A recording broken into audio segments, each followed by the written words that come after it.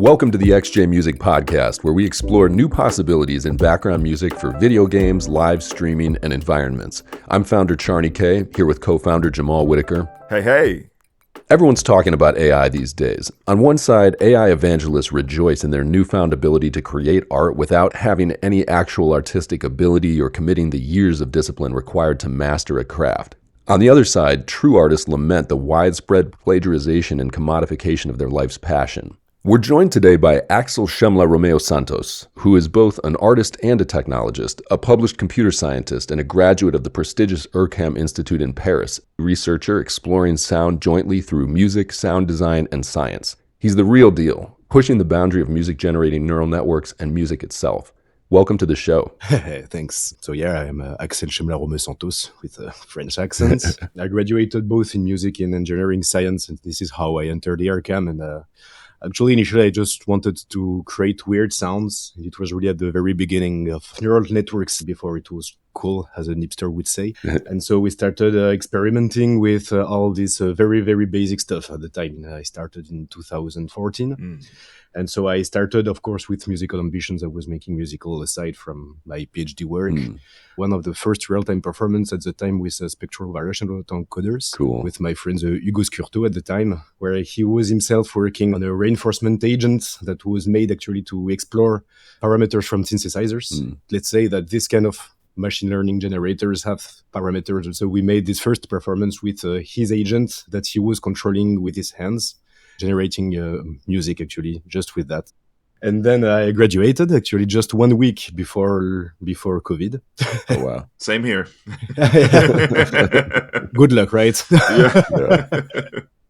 And so it was rather a quiet year. Oh, yeah. I mean, in terms of research, quite quiet, of course, because research, it's not said enough, but it's really always a collective adventure. I mean, so I made, a lot of compositions involving all my work. I also developed framework to actually manage to reach somehow extrapolation with machine learning, meaning that, for example, how we can use these machines to generate novel sounds instead of just reproducing it somehow. There is something very important also to have in mind, is that what we call now artificial intelligence is a subfield of artificial intelligence that we call machine learning. I mean, artificial intelligence exists for a very, very long time. I mean, the inventor of the word is Norman Wiener. That was, in the 50s, 60s. He's a brilliant guy. It's very interesting to read his writings, actually, because he was like a technician, but also a philosopher. And actually, all the problems we deal with now, he has forecasted in some ways. Oh, interesting. His book is called God and Golem, Yeah. Golem, like the touch of God that turns mud into salt. And so it's really, really fascinating, actually, to see that all the things we're facing now was really conceived since the beginning by its own very creator. Wow. Sure. Yeah. Wow. But at the time, actually, and I really I was asking myself the question, what are the new problems we are facing more than, just automatization? That is actually a philosophical and a social problem since the Industrial Revolution. So it's really not new. Yeah. And actually, what is really new now is that actually this subfield of artificial intelligence that is called machine learning is actually inverting the way of doing techniques and also science now. Because first it was human mind just shaping architectures of knowledge. And now we totally inverted the process, is that actually we have dumb machines with a lot of data. And then we expect these machines to find the solutions by their own, involving, of course, existing data. For generation, it's a very, very big topic because, for example, if you took generative systems before machine learning, it was constrained random systems that was making, for example, in games like Rogue, roguelike, of course. It has been implemented in video games since its beginning, actually. It was really conceiving generators that used randomness, actually, to create architectures and this kind of stuff. And now, actually, it's not really the same because you have to have existing data that will, and the machine will learn how to reproduce it, but also in a way that won't actually really escape what he's been trained on. It uses randomness, but in another way. For example, one of the main generative systems is called L system, for example. It's how we make trees, for example, in video games. Okay, you have a line. At the random point at the line, you can have two splits and one again. And with this very, very simple formula, you can actually make things that are not trees at all. With machine learning, it's not really the same process because actually you learn the machine to reproduce. In Counter-Strike, yes, for example, bots from Counter-Strike 1 are not like the bots that are playing StarCraft by learning a million of plays. It's really not the same thing. Right. And this is really different. Grounding the algorithm on existing data. Actually, it's kind of schizophrenic because you wanted to make something new, but you evaluate it and you train it, so it doesn't. Right. So it's really like paradoxical in some way. Interesting. We've been looking over RAVE, the real-time audio variational autoencoder, for training a neural network on audio and then generating audio from that.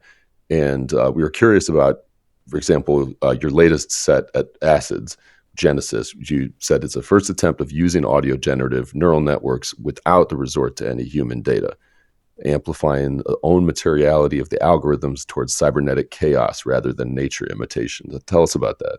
Yeah, the idea of no data training. Actually, I have to say hello to Terence Broad. That is one of the first guy that actually did that. He really used like two generators, actually just comparing themselves against each other, and actually like rather than learning by being fed some data, they're just being trained actually just to like make different things from the other.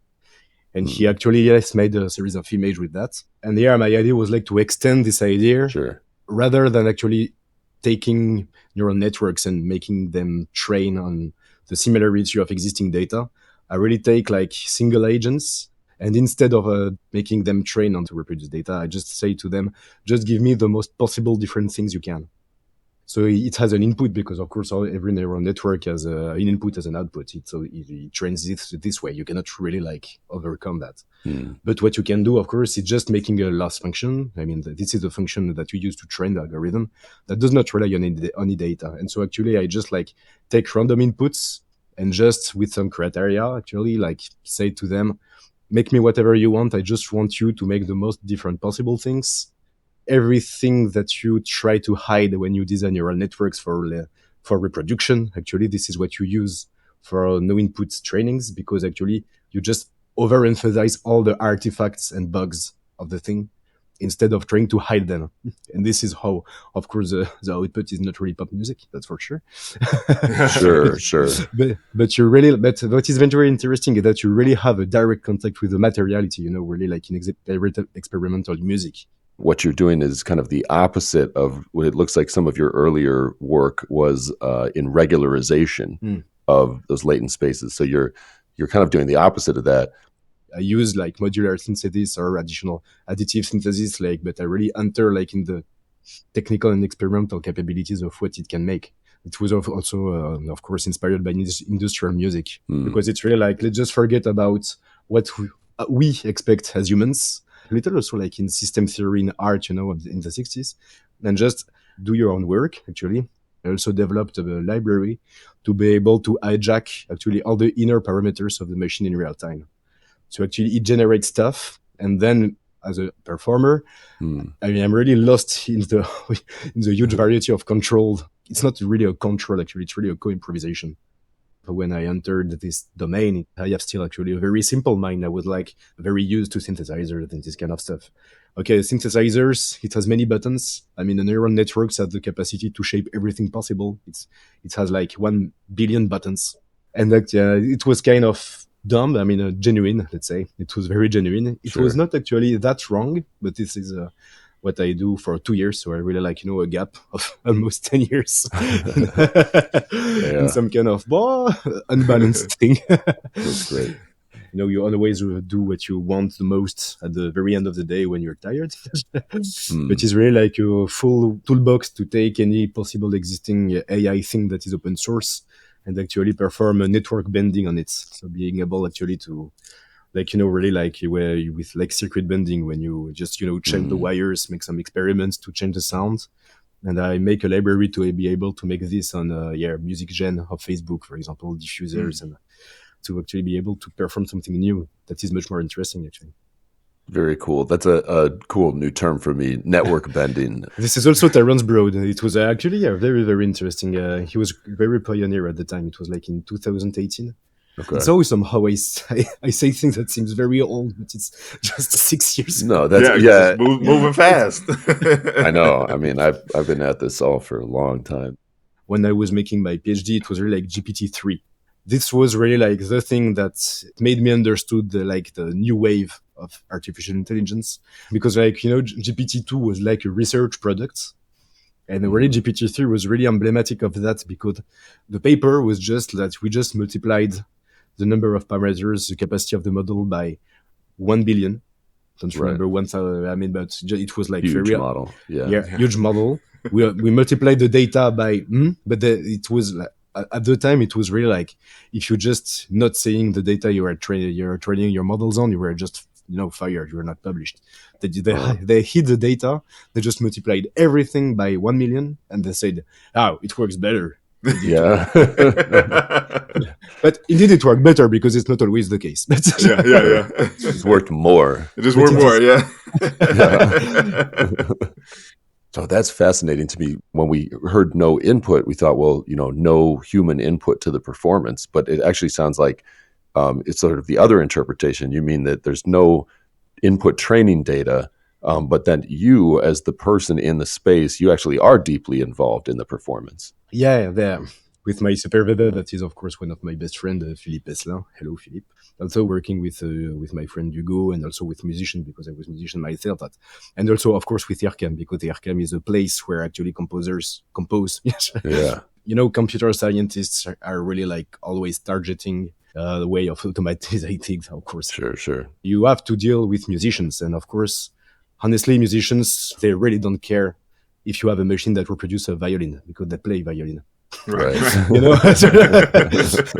For example, for video games, that what do you expect this machine for? Actually, like everything that has to do with reproduction, it's made to deal with something that we call, for example, in human-computer interaction, empowerment. It's mean that it's made for people that don't have the skills to make such things. As a musical matter, you cannot do that, because like honestly, it's not interesting at all. And so I really had to think, what is the real interest in this perspective of such machines? And actually, it's of course the deconstruction of reality. And at the very end, I mean, Genesis to me is it's a spectrum, like the full dependency on the data and no data at all, and all the possible things between. An experiment, to be very radical on this aspect. Interesting. The work that we've been getting into has to do with, when we look at video game composition, we're sort of working with composers who already have strong musical backgrounds, traditional ideas about the way that they want to build the mood of a video game. And perhaps within that, we're trying to offer more randomization, more different varieties. People composing for that space want a lot of control, I think. Of course. Yeah. I mean, technology is made for that. Right. There is always this kind of schizophrenia between the need of control and the need of randomness. Yeah. If you release a generative model that can be commercialized and this kind of stuff, you have to prove, for example, that your model does not learn by heart existing data, and actually kind of manages to mix things at a point that it's not under some constraints, not the thing, but I mean, for example, it makes pop music. So actually it really makes some kind of of mashup, of mix down of every pop music possible. And what is pop music in 2023?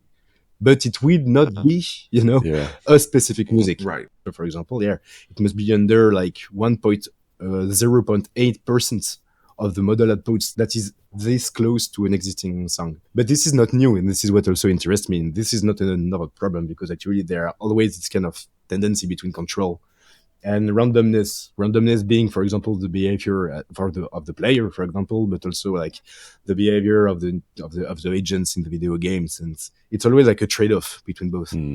Talking about control, if we delve into the realm of control in music, we were listening to your group and the fact that you had taken one of your albums and used Rave to take your whole discography and do essentially what you were talking about, a mix down of Dom's entire discography into one album and then generate it again.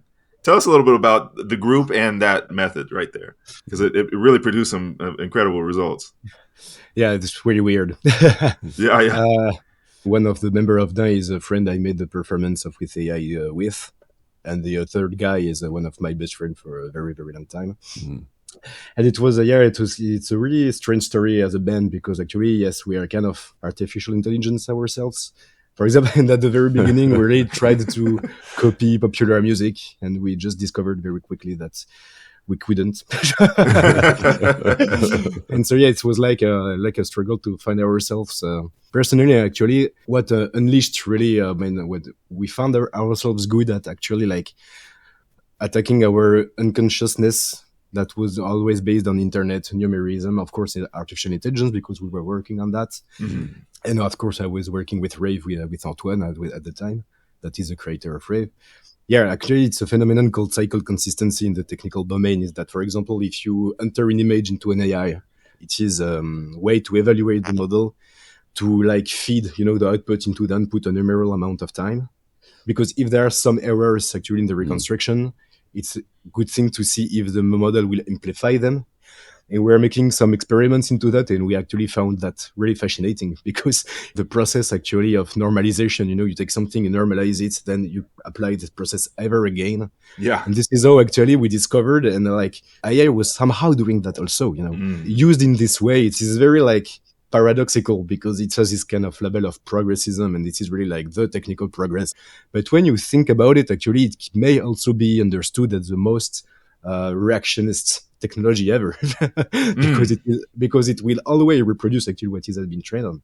And to us, it was also like an artistic take to show this phenomenon, but in music and not with any big discourse, and less just to make it feel, as a musical experience.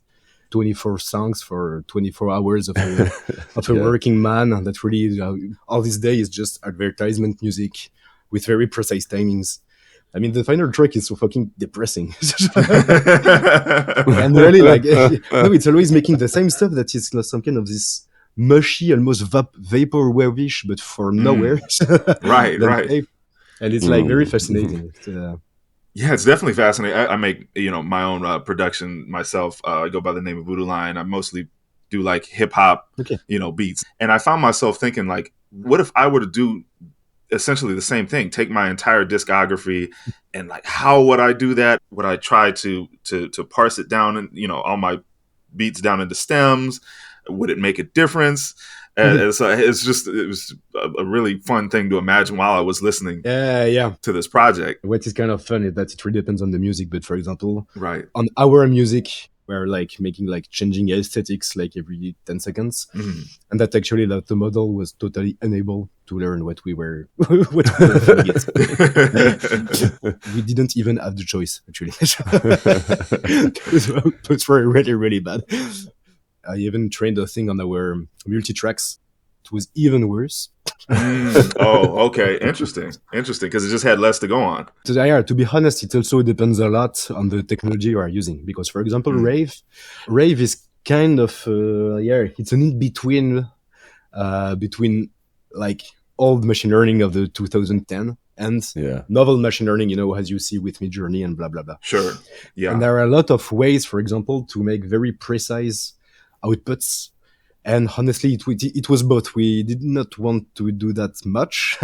And we also didn't arrive because we didn't have at IRCAM the computational capacities to be like really, in terms of scale, it's not even comparable to what is needed now for things like Midjourney or huge machines, and blah, blah, blah. And things that you can use on your little laptop. For example, your discography, I don't know, but just tell me. We'll train a model on yours if you want.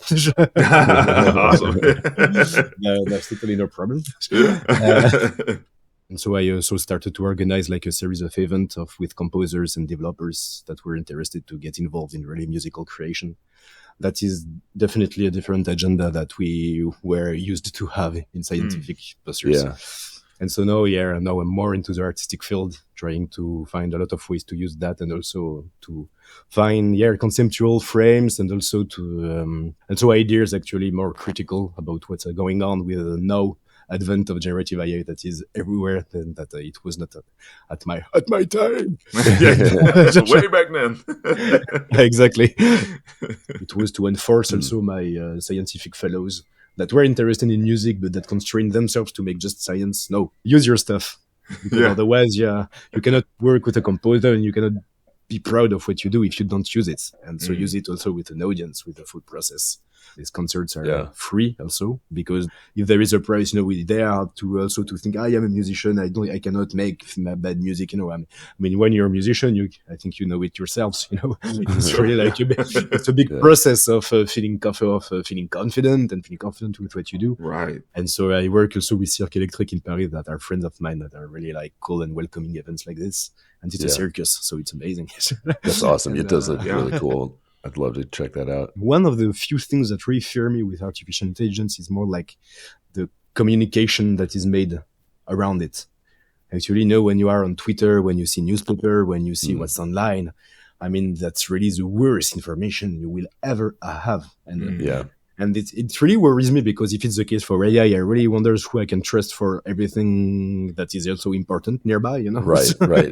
When you actually know the territory, that's when you realize how bad the information is. Yeah, that's really frightening. And we are, for example, some experiences with journalists that was like the thing of, will the machine replace the human? Was really not our things. Right. We had, for example, a documentary with journalists, and we told them like 100 times that it was not the thing. Right. We didn't want to show that. And when we saw, of course, the documentary, it was like, at the end, it was just a blind test of, is it machine or human? Yeah. Oh, wow. And it was like, no, but I mean, it's a betrayal. First, it's a betrayal, but I mean, I think this is unfortunately common in journalism. Right. Just, just saying the AI. Right. You just saying the AI, like it was like some kind of, right. A meta object, that was surrounding us, that was, that existed, and that is unique. And it's not the game. It's laboratories that are making products that are different AIs, that doesn't have the same behavior, that doesn't have blah, blah, blah, and making a common discourse around artificial intelligence. It's nonsense. Yeah, it's just such an infantile level. Exactly. And even, the say of making that something from above, the AI, it's since the beginning actually remove the power of the people to understand it and to fight and have an opinion and blah, blah, blah. Instead of just a reaction of fear, of course, There are these kind of, but really religious, there's a priest of AI that will tell you, if you will mount a business without AI, you're screwed. So it's really like, a circle of, of total like alienation somehow, but you make fear people need you make, and it's like dependency. Yes. Yeah.